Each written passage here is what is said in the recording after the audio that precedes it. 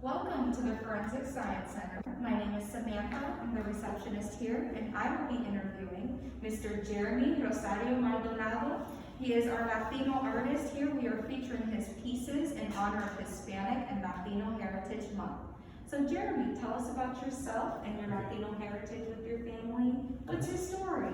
Yeah, well, buenos dias. I'm Jeremy, originally from Puerto Rico, and as a young child, talking about my story, I was always fascinated by art. I was attending festivals in the San Juan area, and I met an artist when I was maybe 6, 7 years old who was doing landscapes, and I found that fascinating. So I thought, wow, I really want to do this thing, capture the world with creativity.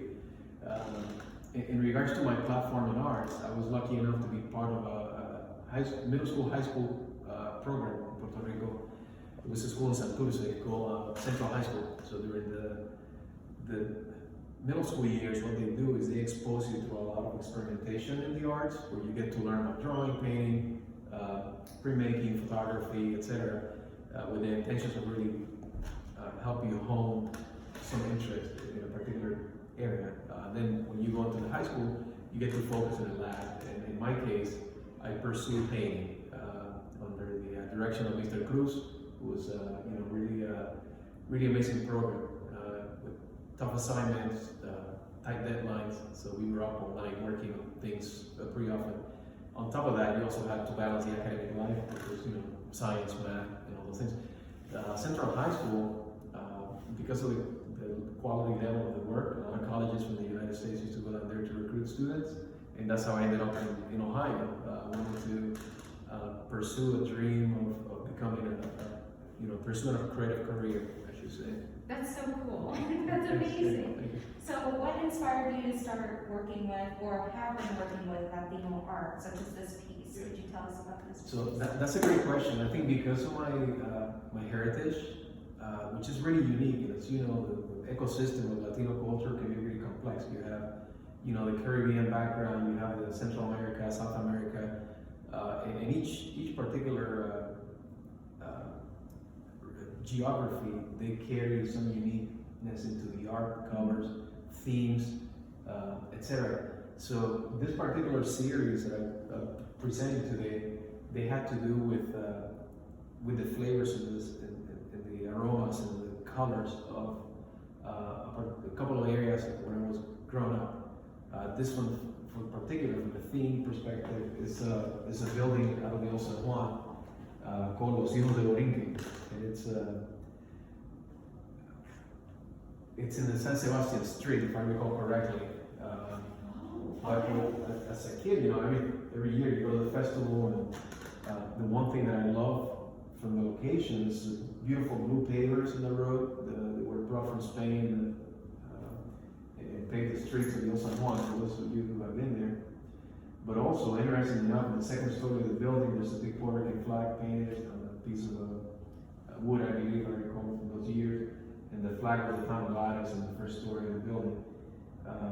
From an iconic standpoint, it is a big location. A lot of people go there, and they enjoy life in the street and the taste of the foods and things like that. I just wanted to capture through color a little bit of that unique fingerprint of what it is to be in that street.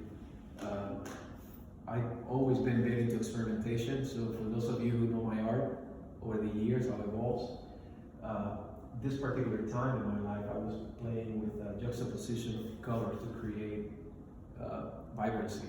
And so the experiment that I wanted to do is, what if I paint on a cheesecloth instead of on top of a canvas or anything like that?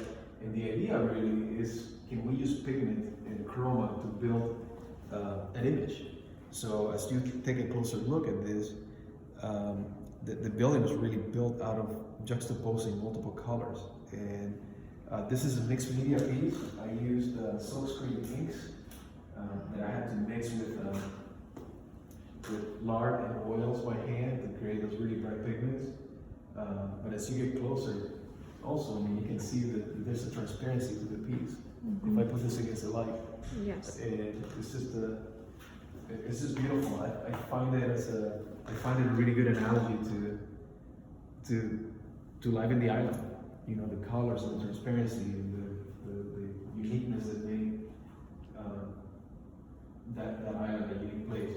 Another thing thematically for the art is that I love texture, so I did play with at the time, you know, just juxtaposing new colors on top of the old ones that I put behind. So what you may think that is a red or a blue, when you get closer, it's really a combination of yellows and greens, and you know, it's a complex color piece, but it works. I never use black when I paint because it muddies colors. So some of the dark values you see here are a combination of the purple and blue and a little bit of red to create. And that's what I have discovered over the years, that with juxtaposing colors that way, when you consider it to be black, once you look at it, it's really not. It makes it appear black because of the color next to it. And it makes it a dark hue. So that was a really fun piece. I enjoyed doing it, and I love it very much. And it's in a private collection right now. When did you create this piece? Was it a while ago? Recently? Yeah, this was a while ago. This was back in at the end of my college years, back when I was really serious about experimenting with new media. Wow, Yeah. that's beautiful. So it was fun. So to me, yeah, it was very appropriate for Hispanic Heritage Month because of the location, the pride of our flag, the uniqueness of the street, you know, the pavers, and you know, it carries the rhythms and the flavors and the sounds and the aromas of that street. I feel, you know, captured through color. And we can feel that when we see that with the textures and the colors, and it's nice that you definitely describe those different combinations of colors where we think it's black, but when we look closer, it's something else, which I think encompasses that. Thank you. Yeah, and I geek out a little bit about that when talking about color. Yeah. My dad doesn't get it, but it's kind of fun. No, but it's fun to like think about and use it as a metaphor for other things in life, and you were able to depict that in your piece, which is beautiful. Cool. Yeah. So what about your next piece here? Thank you. On the topic of Hispanic heritage, in my cultural background, the unique about this piece is, as a child too, I was always gravitated by our Taino culture. And for those of you who are not aware of our Indian traditions within the Caribbean, we had the Taino Indian tribes that were, you know, Cuba, Puerto Rico, the Dominican Republic, and currently, you know, as a designer, I was always gravitated by pictograms. And one thing that this society, the Tainos did really well, is they had a really complex pictogram system as a way to describe the world around them. And you can imagine, I mean, living in the rainforest, in a beautiful island, never gets cold. How do you capture life around you? So, you know, it's interesting to see through the symbols what they were seeing or what they elevated as an important topic of messages. You know, you get a little closer to, you see symbols like, this is how they used to draw a crab, and they will be engraved in stone, or you know, women, a man, the sun. This is one.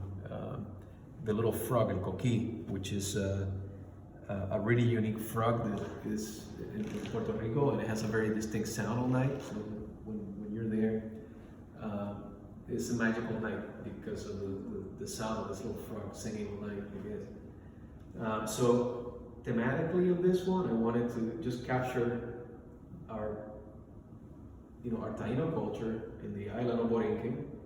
Borinquen is what the Indians call Puerto Rico before pre-Columbian, before Christopher Columbus going and changing the name to Puerto Rico, which means rich port, because of the amount of gold that was present in the rivers. But Borinquen is what the Taino Indians call the island, and that's where we get the term Boricua. If you hear that, I was thinking about that. I was like, oh yeah, so Boricua means we're from Borinquen, that island. So a little history there. That's cool. Hispanic Heritage Month. So this is the coquí. The coquí, yeah, the sample for the coquí is similar to this one here, but what I did, since I was, wanting to deconstruct some of those shapes and create something fun, why not? I wanted to do the image of the sun and the image of the coquí with the idea, hey, that coquí is in the beach taking a suntan. I love that. You know, and something that I was experimenting at the time too with color. juxtaposition of color, which carries a theme from the cheesecloth. But here you can see that complex juxtaposition of different elements. Where I started with red and the plate on top of it was blue. Then on top of that I had a brown for the frog, then the yellow, then the orange. So it's an artist-proof silk screen, and the way that it was done is in the screen I will draw into a photo process, kind of create the image on the screen, so I can use a squeegee and each layer will be treated a different color. But it's not only very colorful, but I think it describes if this was to be a children's book for the Indians back then, for the Taino, this would be like the story of how a coquille went to the beach to get a suntan, because maybe just from being in the rainforest all day, it was lacking sun. That could be a good idea for a children's book. No, honestly, yes, that's beautiful, and bringing that up just like the heritage, because I'm Dominican, so like this is a connection. This is great, and it's so beautiful. Yeah, I love it. So it's a silk screen. Correct? This is a silk screen. Okay. All right. So last but not least, we have here your final painting. Yeah. So again, what I mentioned earlier, over the years, like for those of you who are familiar with my work, it has evolved through oil paintings to mosaic work, a lot of experimentations. But recently, after COVID, I had the thought of how can we capture an image with very little things, and it's basically an intention that comes from having difficulties in life sometimes, and how some people get caught up with I can't do something because of the limitation. But instead, from a technique standpoint, I found myself in the studio looking around to see if I were to make a painting with very little things, what would I do? And I looked at Jenny Padilla, who's also exhibiting here, and on her desk she had this shims, little triangular shims you buy in the hardware store. Mm-hmm. Yes. They're like, I don't know, 20 for like $2.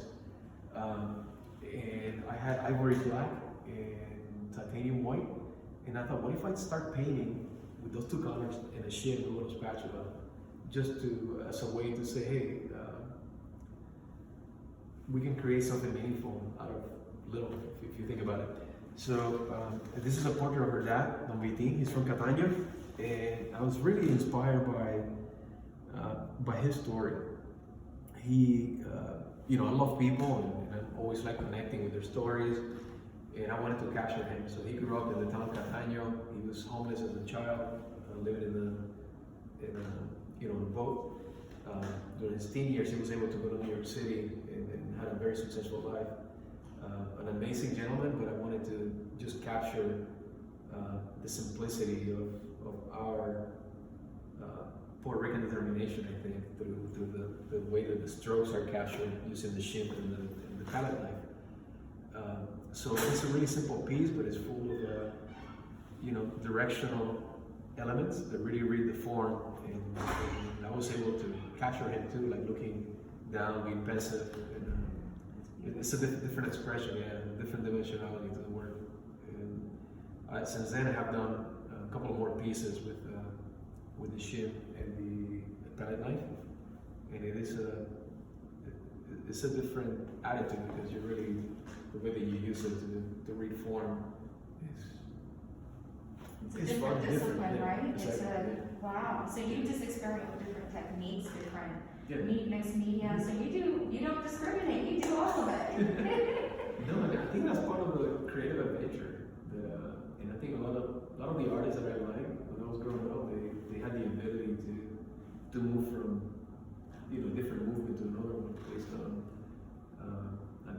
based on how we see the world. I think artists are more sensitive to understand joy and hurt and everything in between, and emotions. And I think having the ability to translate that into a visual form, it's what makes us unique. So because of that, I think that evolving your art is very important as you capture things. And you've shown us here with all three of your pieces? Yeah, these are 3 pieces. I'm sorry if I bore you guys talking too much No. about art. I hope that this conversation inspires you.